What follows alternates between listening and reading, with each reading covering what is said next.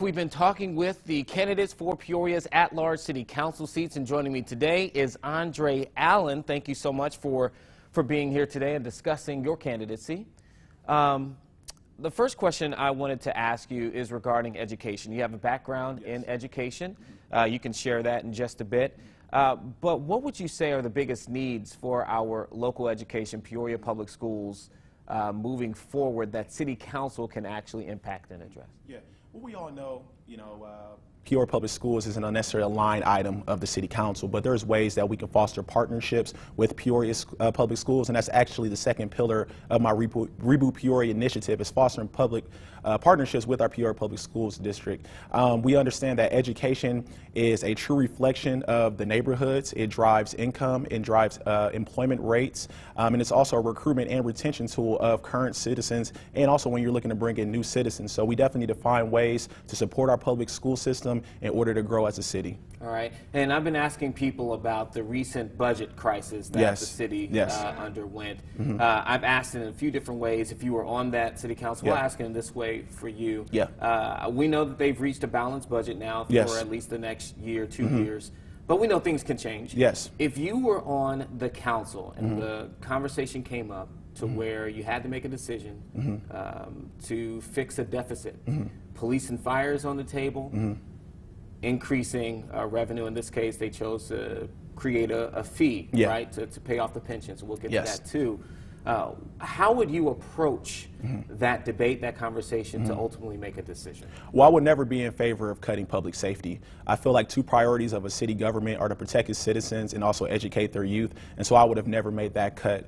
But unfortunately, tough decisions had to have been made. I would have looked at some alternative solutions, whether that was another fee or another tax in another area, but I would have never made a decision in support of cutting public safety. All right. Even with pensions being such a huge issue, how do you think the city can go forward, knowing that pensions right now are a huge cost to the city?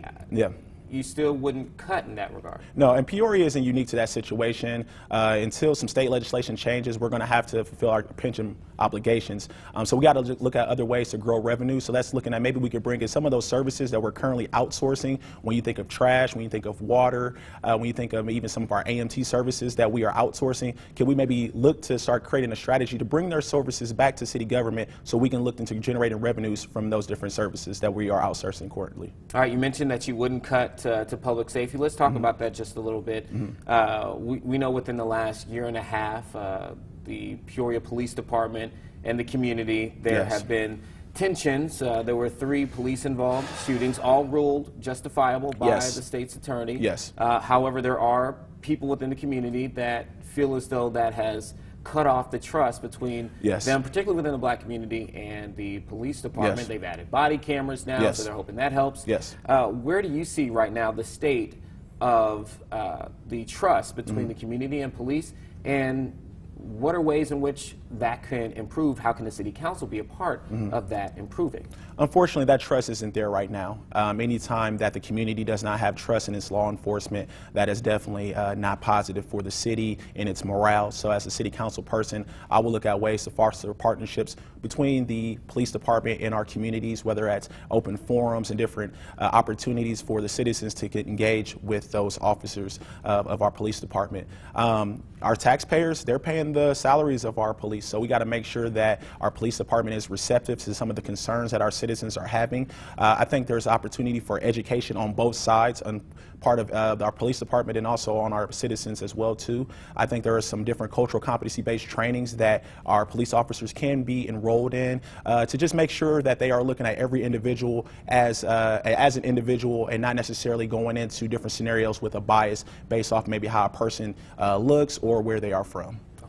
I want to ask you just about your background. You were from Peoria, Peoria Public Schools, raised throughout that, from the area.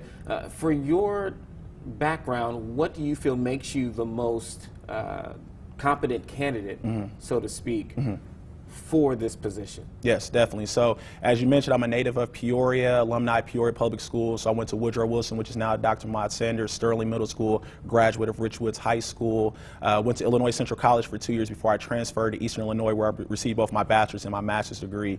I was fortunate to come back to Peoria in 2016 when I took employment at Methodist College, and I'm currently the dean of students there. But I'm someone who has not only read the articles, but I've experienced the articles of Peoria. You know, growing here, I'm someone that my neighbors, they can, you look at me as someone who will be a liaison for them. I'm someone that is approachable. I'm someone that is relatable because I am from here. I'm not someone who is going through the motions and just discovering, you know, hey, is this really true of what's going on in Peoria, or are you experiencing this? No, I have gone through this. I have my neighbors who are going through this. I have my family that is going through this as well too. And so I'm here for the people, and I'm someone that is a citizen of Peoria, a proud citizen of this Peoria, and I want to see the city go into a bright future. All right, well, talking about, you know, that question of is this actually happening, I know that was a question around the 24/7 Wall Street study that was done that listed Peoria as one of the worst cities for African Americans, also one of the most innovative cities as well for one of those, but one of the worst cities for African Americans. I believe right now, last one was 5, before that 2 and 1, respectively. For you, growing up here, obviously as an African American male, do you give credence to a study like that from your experience, and what would you implement to address that perspective? Well, yeah, definitely. Of course, I have to give some merit to that study. You know, there's always there's facts there, you know, and I've experienced it. I've got friends that have experienced it as well too. I've had some negative experiences that I can see where that article is coming from. And so to make sure that we rise, or I guess lower on that list or get off of that list, we need to look at what issues are plaguing our African Americans in this community. We currently have a 17% unemployment rate. Now, if you look at that compared to our white counterparts, we're 3 times as high as far as our unemployment rate. But if you look nationally, though, the national unemployment rate for African Americans is a record low of 6%. So we're still 3 times as high as the national average. So the rest of the country is moving forward as far as unemployment rate for African Americans, but in Peoria, we are still behind. And we understand unemployment, that correlates to crime.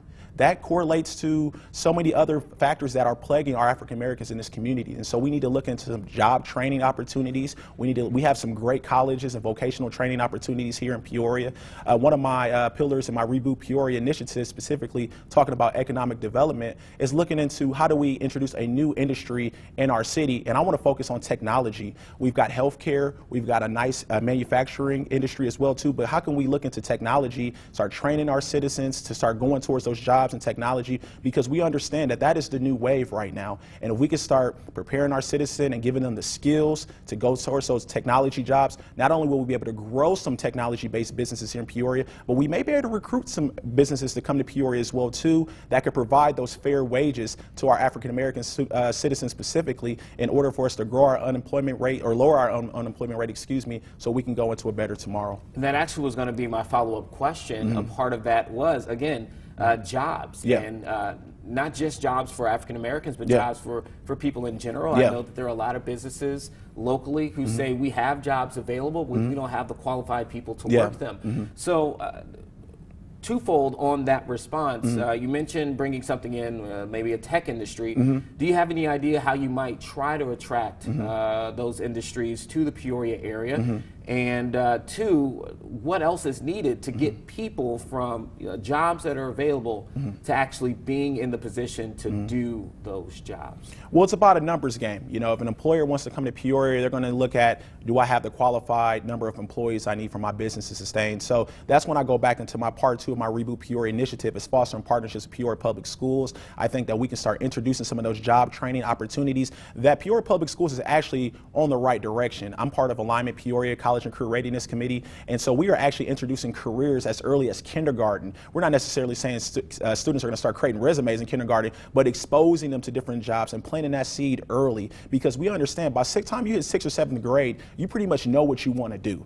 Okay, so we got to plant that seed early, and I really want to start planting that seed as far as fostering those jobs in technology and preparing our citizens for those positions. So then that way, when we have these technology hubs that want to come to Peoria, or we have someone who wants to be homegrown, they say, listen, I have the citizens here who are job trained, they're loyal to the city, and I can grow my business here in Peoria. All right, I want to ask you a question regarding the housing market within the area.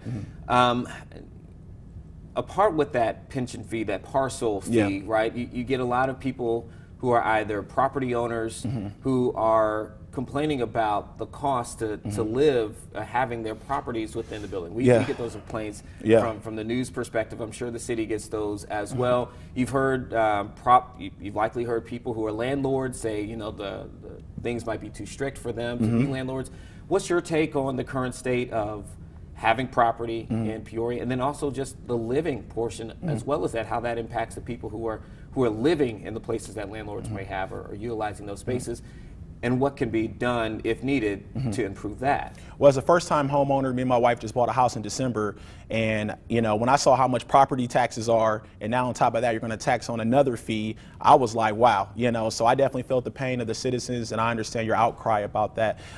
Two of the biggest revenue generators for a city are property taxes and sales taxes, and both of those right now are in the decline in our city. So we got to look at ways to grow our property values here in our city. Part 3 of my Reboot initiative is to focus on housing and infrastructure initiatives. And so we really need to start looking into all of the vacant lots and all of the vacant properties that we have specifically in our 61605 and our 61603 area codes. And so how do we now get people to start buying homes in those areas? How do we make those areas attractive again? I think there's some great ways that City Council can partner with different developers, whether that is looking at ways to maybe land bank certain houses, but we have to start working on ways to get people in those houses. But then we also need to make sure that those who are owning those houses, because we understand not everybody wants to be a property owner or a homeowner. Sometimes I don't want to be a homeowner when I have to fix something in my toilet or something like that. But we got to make sure that those who are going to be acting as landlords are keeping those homes to the standard of living that those citizens require that they're living there. We can't have too many people living